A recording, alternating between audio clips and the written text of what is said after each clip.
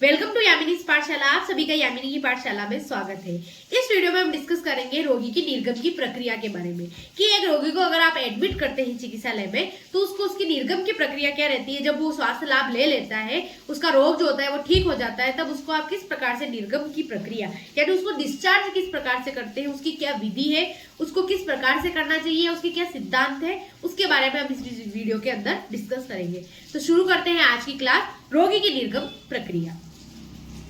रोगी को अपने व्याधि से पूर्ण रूप से मुक्त होने या व्याधि की गंभीर अवस्था में साधन संपन्न एवं अन्य चिकित्सालय में भेजने के लिए भर्ती किए गए चिकित्सालय से मुक्त किया जाता है। कि अगर रोगी स्वास्थ्य लाभ ले चुका है या फिर किसी और रोगी किसी और चिकित्सालय में उसे परिवर्तित किया जा रहा है या स्थानांतरित किया जा रहा है, तो ऐसी स्थिति में उसका निर्गम की प्रक्रिया की जाती है। यदि उस समय वो पूर्ण रूप से स्वस्थ हो गया है तथा चिकित्सालय व्यवस्था व चिकित्सा कर्मियों के व्यवहार से प्रसन्न है, तो समाज में जाकर उस चिकित्सालय का यशोगान करेगा। नहीं तो सम्यक परिचर्या न होने पर वह अन्य रोगी को वहां चिकित्सा करने के लिए मना करेगा। अगर आपने वहां उसके साथ अच्छा व्यवहार किया है, उसकी चिकित्सा समुचित प्रकार से की है, उसकी देखभाल समुचित प्रकार से की है, उसकी परिचर्या समुचित प्रकार से की है, तो वो जो रोगी जो होगा वो बाहर जाकर भी आपके चिकित्सालय का तथा चिकित्सा कर्मियों की प्रशंसा करेगा। लेकिन अगर आपने उसके साथ विनम्र व्यवहार नहीं किया है, उसके साथ व्यवहार अच्छा नहीं किया है, उसमें उसको चिकित्सा का लाभ नहीं हुआ है, चिकित्सा समुचित प्रकार से नहीं की गई है, तो ऐसी स्थिति में जो रोगी होगा वो बाहर जाकर जो है वो आपकी चिकित्सालय के बारे में या चिकित्सा कर्मियों के बारे में जो प्रशंसा नहीं करेगा, अर्थात वो किसी और रोगी को भी वहां जाने के लिए मना कर सकता है। तो इसीलिए अपन को किस प्रकार से उसका चिकित्सा करनी चाहिए वो अपने पिछली वीडियोस में पढ़ा है। वह अपनी दक्षता, कार्यकुशलता व शिष्ट व्यवहार से रोगी व उसके परिजन को पूर्ण प्रसन्न व संतुष्ट कर सकता है। तो ये एक किसका जिम्मा या किसका कर्तव्य है? ये एक परिचारक का कर्तव्य है कि वो रोगी के साथ सहजता, कार्यकुशलता व शिष्ट व्यवहार से एक रोगी को चिकित्सा लाभ भी दे, उसकी परिचर्या भी करे और उसके अच्छे तरीके से उसका स्वास्थ्य लाभ दे। ठीक है, तो इसके लिए सबसे पहले अपन पढ़ेंगे कि रोगी के निर्गम की योजना, कि किस प्रकार से आपको अगर आपको रोगी को डिस्चार्ज करना है तो उसकी क्या योजना बनानी चाहिए, उसकी प्लानिंग किस प्रकार से। तो सबसे पहले तो आपको ये ध्यान रखना चाहिए कि रोगी अगर आप उसको स्वास्थ्य लाभ हो गया है तो उस समय आपको लगभग 2 से 4 दिन पहले उसके जो भी परिजन है उसको उसके बारे में बता देना चाहिए कि अब इसका डिस्चार्ज होगा और जिस दिन ये डिस्चार्ज की जो डेट है वो आपको बता देनी है। सेकंड चीज, परिचारक द्वारा अब तक की गई क्रियाओं की विधि का ज्ञान रोगी और उसके परिजन को करा देना चाहिए, जिससे वह घर जाकर उन क्रियाओं को आसानी पूर्वक कर सके। अर्थात जो उसको क्रियाएं जो है, जो उसकी परिचर्या है या फिर जो भी उसकी देखभाल है जो चिकित्सालय में की जा रही थी, उसको भी जो परिजन है उसको बता देना चाहिए। उसको औषधि किस प्रकार से देनी है, किस समय देनी है, खाने से पहले देनी है, बाद में देनी है, तो इस प्रकार की या उसकी पथ्य व्यवस्था जो है इस प्रकार की जानकारी उसको परिजन को दे देनी चाहिए ताकि वह घर पे भी उसी प्रकार की समुचित देखभाल करते रहे। चिकित्सालय से मुक्त होने का प्रभाव रोगी पर विशेष रूप से पड़ता है, इसलिए परिचारक को उसको स्वास्थ्य एवं रोग के संबंध में प्रोत्साहित एवं आसक्त करना चाहिए। इसका अर्थ हुआ कि वो चिकित्सालय में तो अब समुचित देखभाल उसकी हो रही थी, परिचारक उसको टाइम पर हर चीज उसकी चेक हो रही थी, तापमान, नाड़ी मापन, श्वास वगैरह हर चीज चेक हो रही थी। घर पे जाने के बाद हो सकता है ये चीजें ना हो पाए, केवल उसकी पथ्य व्यवस्था ही हो पाए, घर पे उसको समुचित देखभाल नहीं की जा सकती। इसलिए एक रोगी जो होता है वो थोड़ा सा आशंकित रहता है। तो एक परिचारक को चाहिए कि वो उसकी जो भी आशा है या फिर उसकी जो भी शंका है उसको दूर कर दे।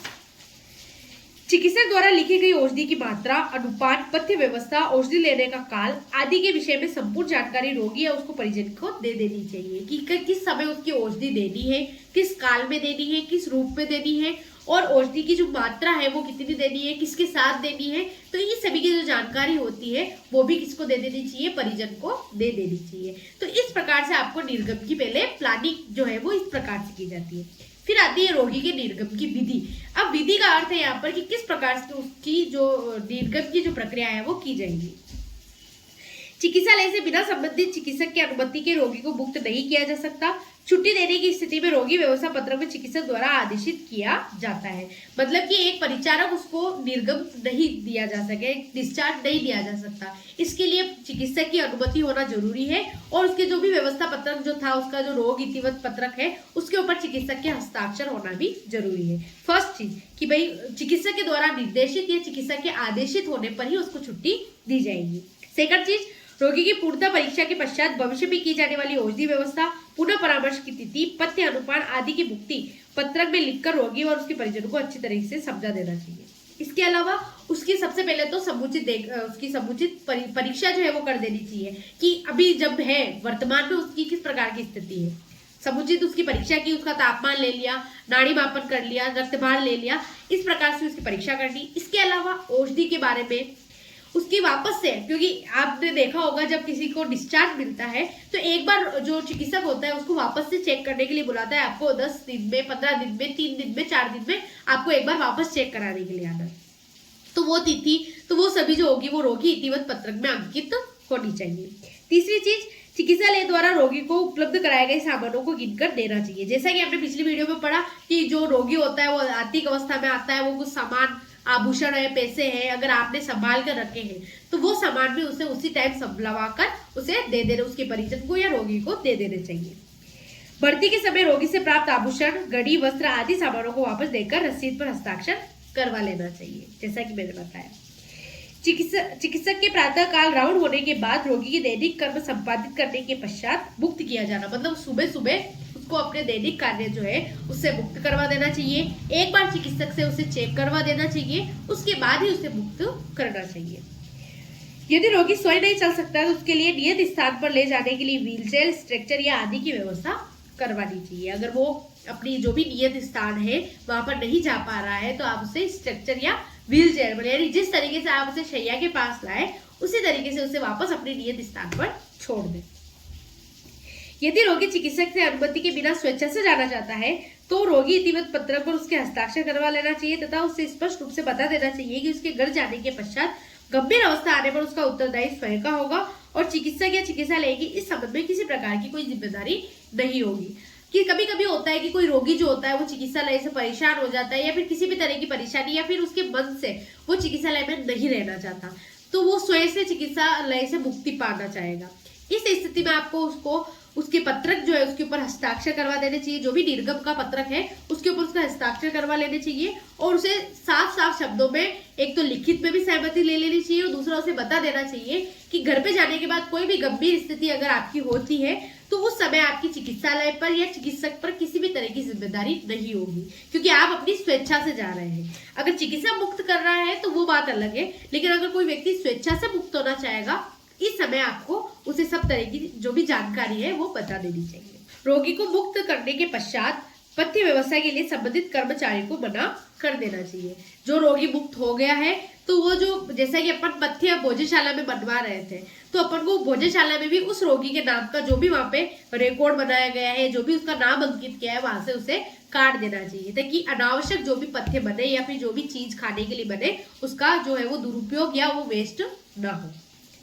रोगी के रोग इतिवत पत्र को पूर्ण रूप से भरकर रिकॉर्ड प्रभारी के पास जमा करवा देना चाहिए, यानी उसका जो भी इतिवत पत्रक है वो अच्छे से भर के उसकी निर्गम का जो भी सर्टिफिकेट होता है वो लगा के जो भी आपकी मतलब रिकॉर्ड प्रभारी है उसको जमा कर देना चाहिए ताकि भविष्य में किसी प्रकार की कोई परेशानी आने पर जल्दी से आप प्रभारी से या फिर जहाँ पर भी रिकॉर्ड रखा गया है वहां से आप प्राप्त कर सके।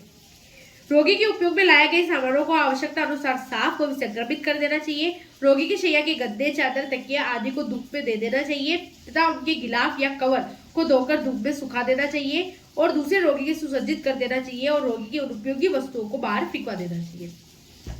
जैसा कि कल हम जब शैया का सुव्यवस्थित जो पढ़ रहे थे उसके अंदर देखा कि एक रोगी के लिए पर्सनल चीजें होती सारी। अगर रोगी की निर्गम हो चुका है तो उस समय आपको ये ध्यान रखना है कि उसने जो भी उसके उपयोगी सामान थे, उसके मान लो मूत्र पात्र, उसका bed side locker, bed side commode, शैया के लिए चद्दर, शैया की कंबल, तकिया, गद्दे, बेकेनिटास, दरी, इन सभी को जो है वो आपको एक तो धूप में सुखा देने चाहिए ताकि उसके अंदर कीटाणु जो है वो प्रकाश से खत्म हो जाएंगे। उसके कवर वगैरह जो है, कंबल वगैरह जो है वो लॉन्ड्री में, यानी कि जहां पर भी धुलाई कक्ष जो होता है वहां पर देकर उसको अच्छे से विसंक्रमित द्रव्य से धुलवा लेने चाहिए और उसने जो भी उपयोगी सामान है, उसने जो भी जिसको जैसे मूत्र पात्रों को, मल पात्रों को उपयोग किया है उनको विसंक्रमित द्रव्य से ऑटोक्लेव कर देने चाहिए ताकि वो दूसरे रोगी को प्रयोग किए जा सके। इसके अलावा जो चीजें केवल एक बार जो डिस्पोजल है उन चीजों को आराम से आपको खत्म करके उनको डस्टबिन में है या फिर जलाने की है तो उसे आराम से जला देना चाहिए। से आपको रोगी की निर्गम प्रक्रिया की जाती है। इसके अलावा फिर उसी शैया को वापस से आपको दूसरे रोगी के लिए पहले से सुसज्जित करके रखनी चाहिए, ताकि इमरजेंसी हो तो आप उसका प्रयोग कर सके। इस प्रकार से जो है एक रोगी की निर्गम की प्रक्रिया एवं उसको किस प्रकार की उसकी योजना है उसके बारे में हमने इस वीडियो में पढ़ा। इसी के साथ इस वीडियो को हम यही खत्म करते हैं। मिलते हैं एक नई वीडियो के साथ, एक नई टॉपिक के साथ। आप मेरे चैनल पर हैं तो मेरे चैनल को सब्सक्राइब कीजिएगा। Thank you so much for watching. धन्यवाद।